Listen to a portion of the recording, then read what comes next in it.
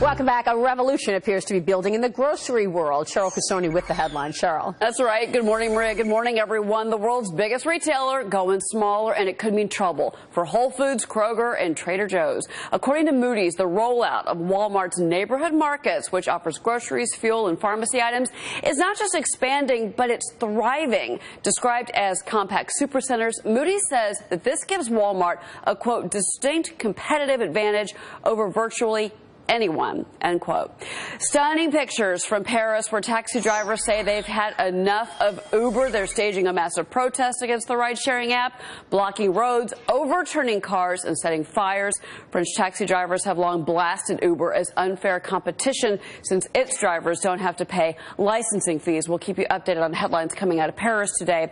And finally this, Alibaba's Jack Ma is buying property in upstate New York. The Chinese billionaire paid $23 million for 28,000 acres in New York's Adirondack region. The estate includes 9 miles of the St. Regis River. It's got woodlands and maple syrup operation. Maria, it sounds like he's planning to conserve a lot of the land, use it as a retreat, but conserve land. And I was looking at the history of that region, and the Rockefeller family, actually, in the late 1800s, took control of that land as well, the same property, and did conservation efforts as well. Yeah, and it's a beautiful area.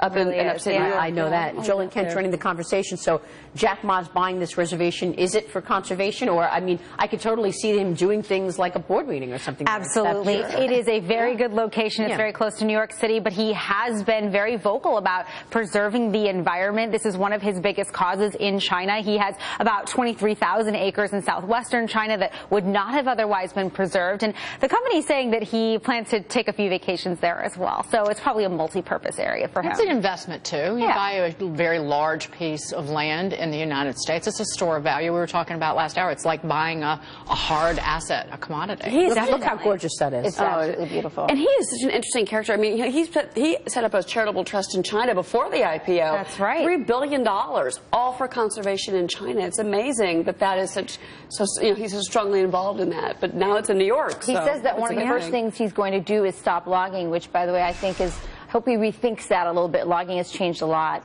since the 1900s, and I think it makes for a healthy environment, and I hope he doesn't let all that wood rot. Well, your husband cause fires. Your husband years ago. Shout out to the logging industry there. Well, your husband years ago competed in logging competition. Oh, he was very young. I have to have a disclaimer.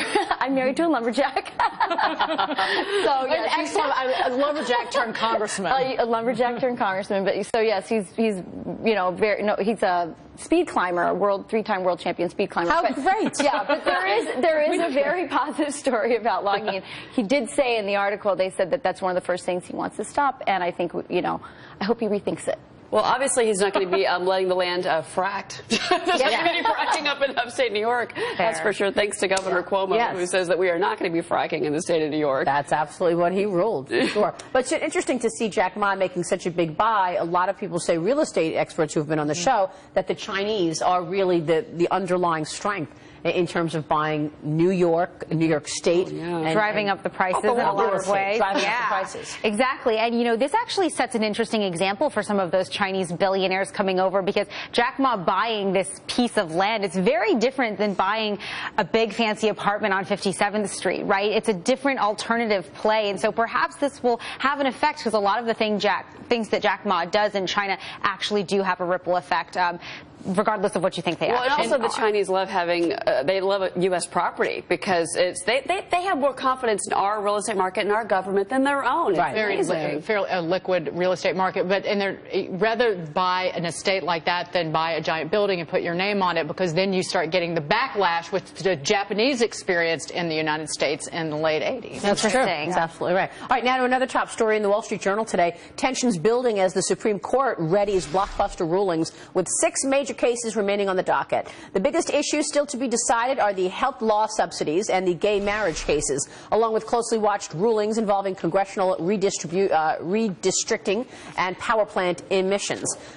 This is going to have, all of these cases, going to have so much implication on people's lives. I mean, we're looking at it sort of from 30,000 feet up, but this is going to have immediate implications. What's your take? It will, except I think that if the decision by the Supreme Court on Obamacare, they'll probably delay the effects to give time to Congress to make up for some of those subsidies that people are going to lose, and help them adjust to what was a bad law, and hopefully bring in some better laws, some better healthcare ideas. Yeah. Well, we've got to hear some alternatives. And the fact of the matter is that Republicans don't have a firm, well-crafted alternative ready to go in response to this. Everybody has been sitting back. I think they've been holding back because they don't want it to get attacked, so they're waiting to see what happens, and then they're going to move forward. But it's going to disrupt. It's certainly going to disrupt people who are receiving subsidies right now through the federal exchange.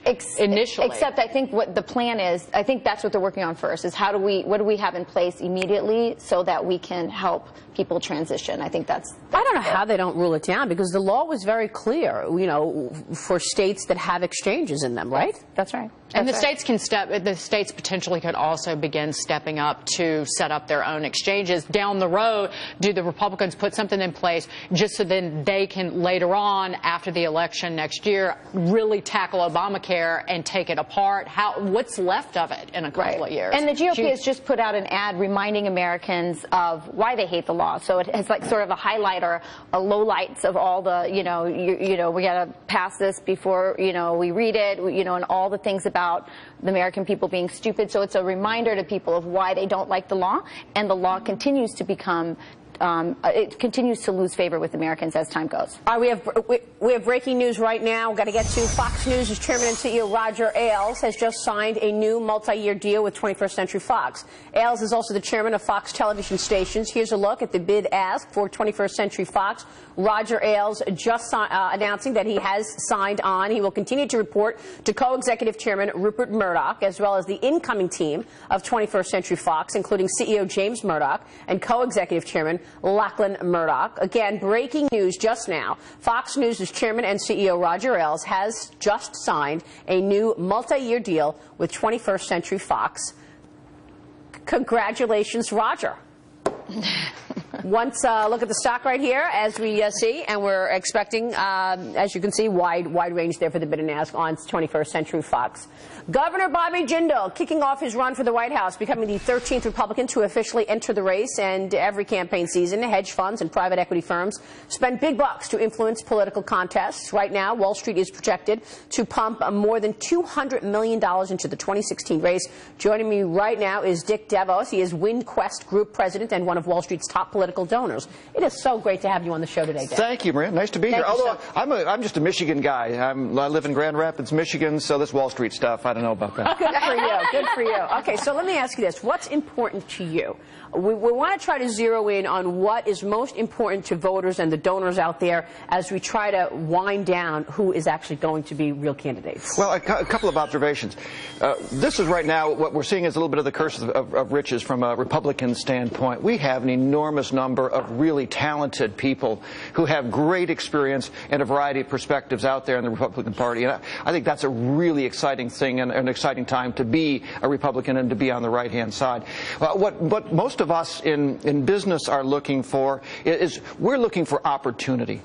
America has always been about opportunity and needs to continue to be about opportunity. And those on the left side continue through regulation and complexity to limit opportunity for people. Most people that I know are on Wall Street were born on Main Street. Mm-hmm. They came from places like Grand Rapids, Michigan. They achieved success, but they came from nothing. Absolutely. And that's the kind of opportunity that makes America special. And despite all the rhetoric on the left side, the real reality is that the regulation, the top-down thinking of the left continues to limit opportunity, not expand it. We want to expand opportunity. Connect the dots. How does it limit opportunities? Because what we've talked about really all morning and every morning, we're looking at different sort of themes coming out of the left, and it's big government. It's big regulation. Are these the kinds of things you're talking Absolutely. about? Okay, so let me ask you a rhetorical question. What is the cost of complexity? In business, complexity has cost. If you're going to give me regulations, now I have to have lawyers, I have to have accountants, I have to have advisors. Now, if you're in a big business, no problem. Just add another lawyer. That's no problem.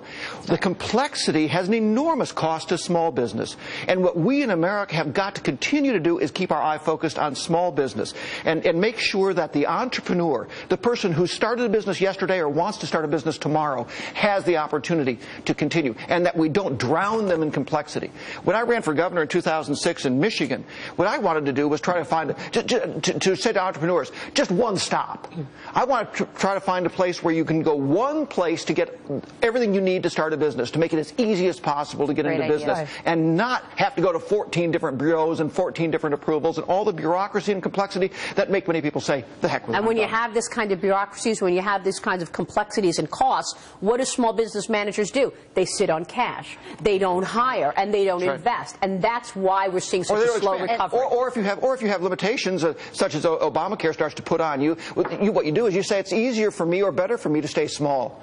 You see, growth, we start to punish and penalize growth. Why in America are we punishing and penalizing growth? Why in America are we punishing and penalizing success? Unbelievable. Last time I checked, the business people that succeeded in America were the ones that put the service towel over their arm and served the best they could, offered a better service, offered a better product, served their fellow man better than anybody else. They ended up being rewarded for it, but what came first? Service came first. This is a message that if the Republicans can harness it and explain it in a very clear, tangible way, will resonate with Hispanics. Hispanics start, and this is a demographic that everybody's talking about. Absolutely. They start businesses at 3 times the rate of the average American. These wow, is that right? It's absolutely true.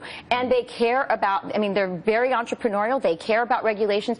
But I think Republicans need to do a better job of explaining how their policies will help them start a business, open a restaurant, but put it in very simple terms so that a lot of times I think they speak about sort of big business. And it really, I think you're right on. You hit the nail on the head. Let's talk about small business, because that's where the job growth is.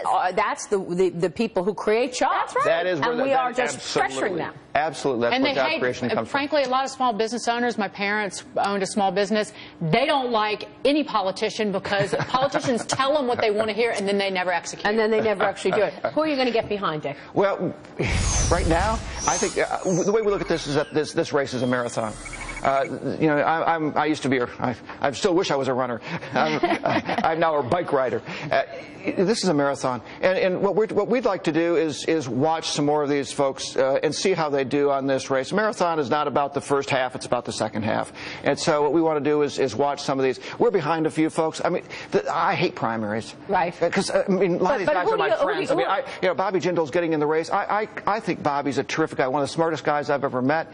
Enormously great leadership, enormously successful in Louisiana with education reform, school choice, leader. You talked about Obamacare and alternatives to health care, Republican alternatives to health care. He's put some on the table. These are very talented people. We'll have to see how they connect with the American voter and if they can connect with the small business person that we were talking about earlier. See about that. Dick will be watching. Thanks so much for joining us. Thanks, very good to be here. Made some great points. Dick Devos joining us there. More on the breaking news we brought you just a few minutes ago. Fox News' chairman and CEO Roger Ailes has signed a new multi-year deal with 21st Century Fox. Ailes is also the chairman of Fox television stations.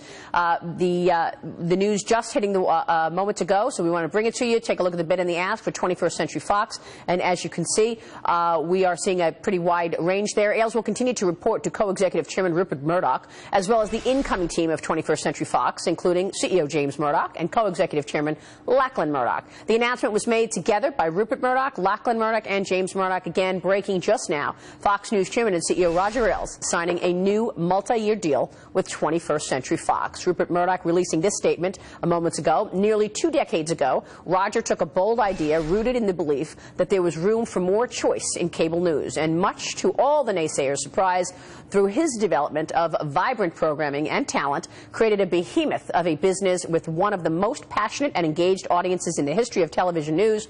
Roger and I have always had and will continue to have a a special relationship. Lachlan, James, and I are delighted that Roger will be leading key businesses for us and our shareholders for years to come, and he has our unwavering support, unquote. Lachlan and James Murdoch also saying, quote, Roger is an incredibly talented executive. We are pleased he has accepted our offer to continue his extraordinary record of success at 21st Century Fox.